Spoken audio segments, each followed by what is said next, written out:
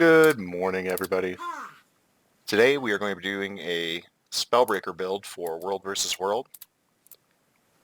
On your equipment, you want to start out with Marauder's gear and then move to Berserker's gear once you get more comfortable. Your runes, you're going to start out with Eagles, and I suggest you keep the Eagles. You can move to Scholars for a little bit of a damage gain, but it's much less consistent. That extra precision really helps out this build, and it allows you to run full Berserkers on everything else and still get a pretty great crit rate out of it. For your sigils on your sword and axe, you want to run stamina and bloodlust. That's because this is going to be where you're doing most of your damage and where you're going to be securing most of your kills. And on your hammer set, you're going to run severance and energy. The energy sigil is because you're running discipline, so every 5 seconds you can swap. You only need to run an energy sigil on one of your weapon sets in order to get the full benefit of it. If you have it on both sets, then you're going to get it inconsistently. By keeping it on one weapon set, you get it every single time that you swap over to hammer. You're getting that energy. You know for a fact you have a dodge available. If you're in this set, you should be sitting on top of enemy downs. Whirling Axe, Axe 5, is incredibly strong. This is stronger than 100 blades, and it's got a 12-second cooldown, and it allows you to move while you're channeling it. Alright, onto our trait lines. We're going to be running Discipline, Defense, and Spellbreaker.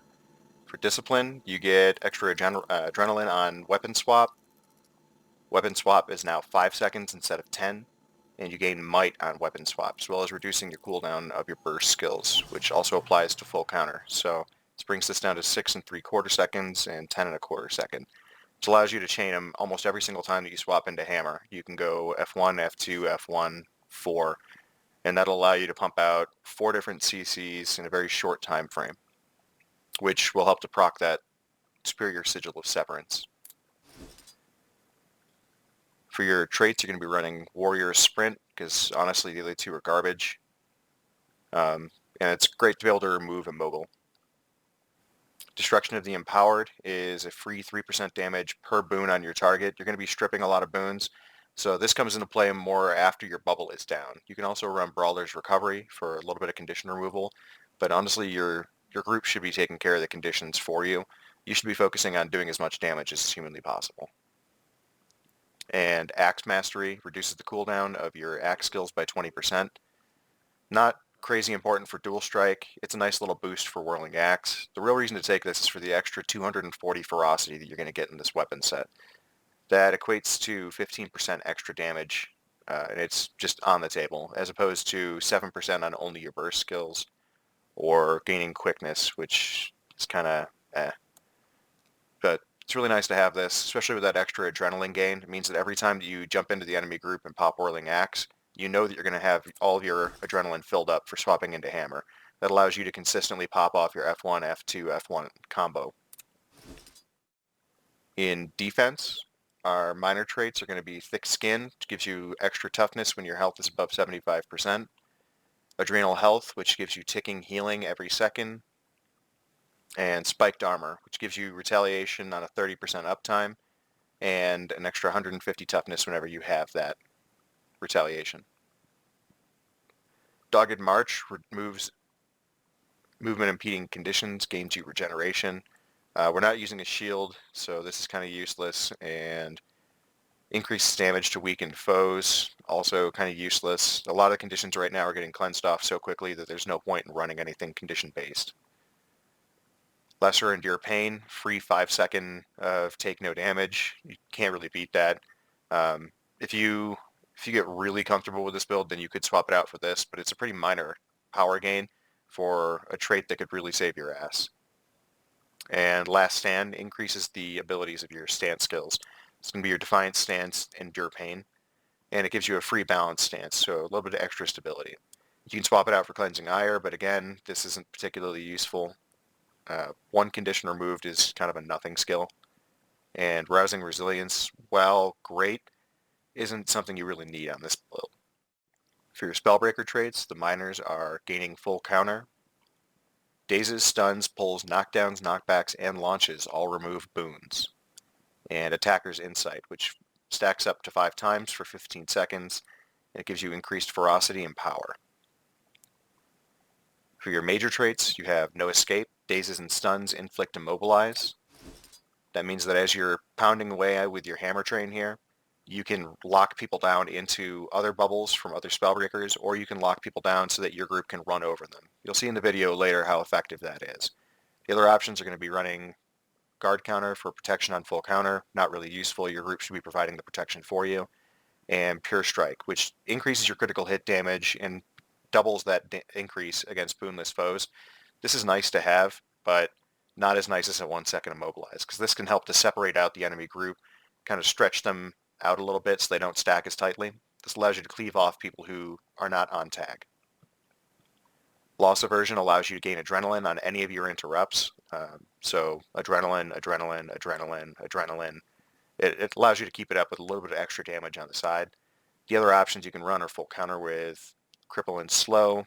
Again, kind of okay. This is completely useless because nobody uses a dagger in World versus World. An enchantment collapse is fantastic. This removes a boon from everybody who you remove a boon from. So if you remove a boon from one person, let's say you stun one person, you interrupt one person with either of these, it strips off a boon from everybody around them. So this potential combo of F1, F2, F1, and then your hammer 4, this can strip off 4 boons from the initial target, as well as stripping an additional boon from everybody around them. This combo can pull off 20 strips in a very short time period. And it's where your damage is going to be landing. It's where you're going to have people immobilized. So it's really nice to have that. You can get this for a little bit of extra damage and resistance, but the damage is really poor. The conditions copied are kind of irrelevant, again, because scrappers make conditions irrelevant. And the resistance is fairly useless because you should be running with your own scrappers by now. Magebane Tether, great for roaming, useless for zerging. So let's take a look at our weapon skills. On your sword axe set, you have your 2 skill, which removes immobilize on an 8-second cooldown, 600 range, fairly good damage. This has great damage if you can grab somebody with it. It's got really short range though, so this is a little bit more difficult to pull off. Same thing with dual strike. What you want to try and do ideally is use your sword 2 into axe 4 and then axe 5. That means that this gets quickness and allows you to pump out a lot of damage very, very quickly. This is kind of the main reason that I like running the sword axe set over a greatsword. Greatsword, you get the evade, which is nice, and that's about it on that set. This is lower damage. It has great range, but you really don't need it. Blade Trail has a great chance to be reflected right back at you. This has only a 450 range, and this is really slow. 100 blades is kind of garbage if you're looking at it. The damage is at 2.8k, whereas with the axe offhand, you're looking at almost double that.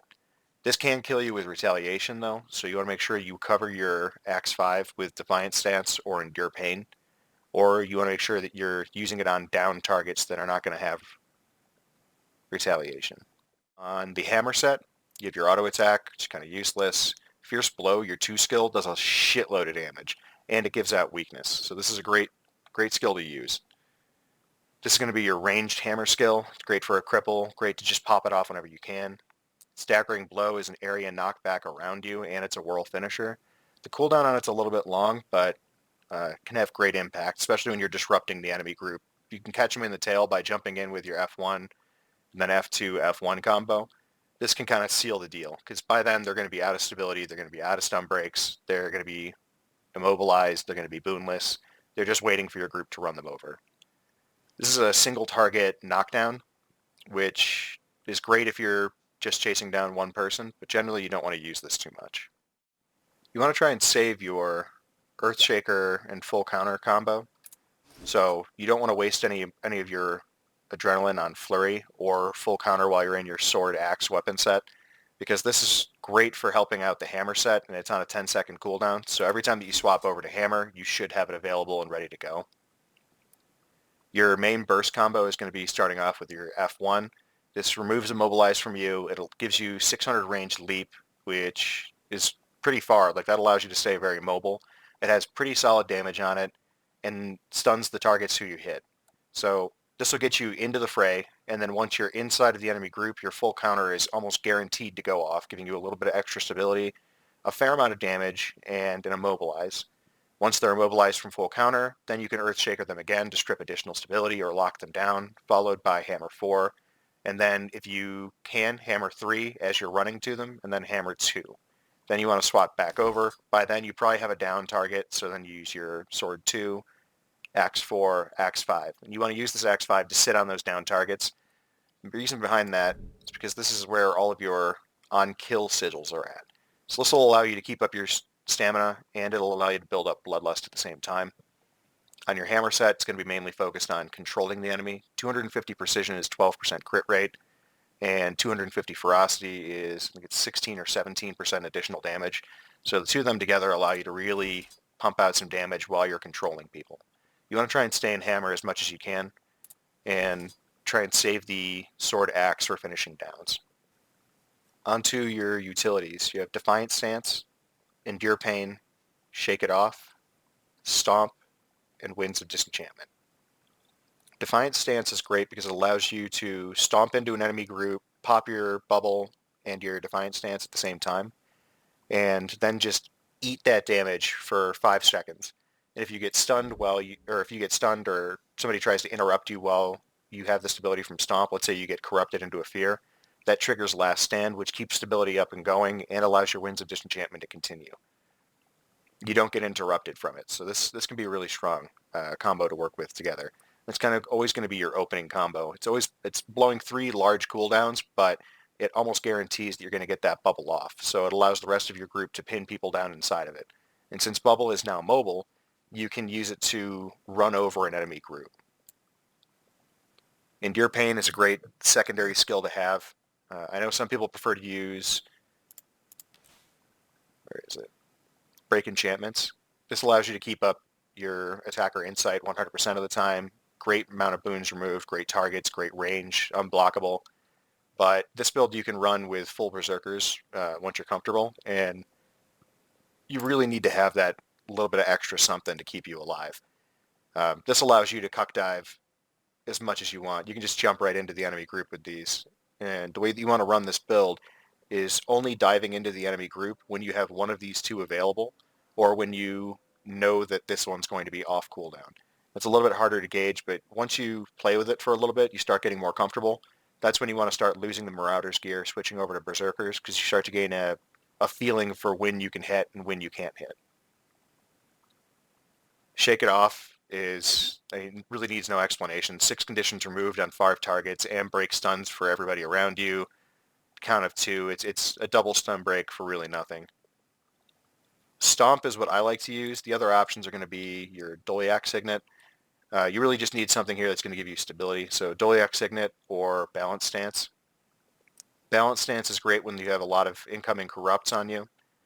And Doliac Signet is great for the extra toughness when you don't need the stability. What I really like about Stomp, though, is that it's a movement skill, it's a blast finisher, it breaks stun, gives stability, and it launches. So this will help remove extra boons, this will help to keep control up, it helps to break you out of immobilize whenever you need it. It's got kind of everything you want. Plus, it's just really satisfying to use. If you get good with using Stomp, you can separate people off from the enemy tag very easily.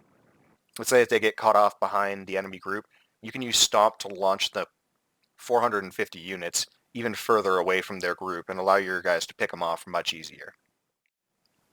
So some other options you might want to run here are going to be the Sigil of Absorption instead of Severance. This allows you to keep up Retaliation much easier and gives you some free resistance. You could also run a Frenzy Sigil instead of Severance. That allows you to get out an extra Earthshaker every single rotation so long as you're getting a kill, and it helps to drop the cooldowns of your stances and your bubble, which over time that can make your Winds of Disenchantment 18 seconds lower down to 72-second cooldown. That could be really strong. It's kind of up to you. I like Severance because it gives that little bit of extra punch when you need it. But the other options are great as well. All right, so the gameplay for Spellbreaker is really easy. What you're going to do is start off in Hammer, run in with your group. Either you're going to be stealth or you're going to be on a mount, up to how your commander likes to run things. But as soon as you're in, Stomp in, Defiant Stance, and then Bubble.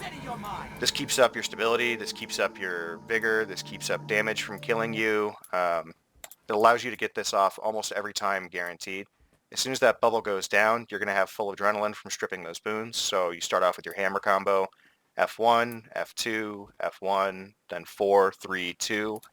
By then, you're probably going to have a down target to work with, so you swap over to your sword axe. pop in with sword 2, axe 4, and then axe 5, and you just sit on top of those downs and grind them into dust. And then every 5 seconds you swap back and repeat. Use your defiant stance and endure pain to soak up hits while you're bombing and while you're getting in on the enemy group. If they don't have downs after you've gotten done with your hammer combo, you can use this to generate downs and then finish them. Both of these have really high damage, especially once you have might stacks up and you have your attacker's insight and you have your bloodlust stacks. This build gets up to 4k power pretty easily once you start swapping in berserker's gear. Alright, so let's take a look at some gameplay videos, and I'll put some descriptors out there showing what I'm doing and why.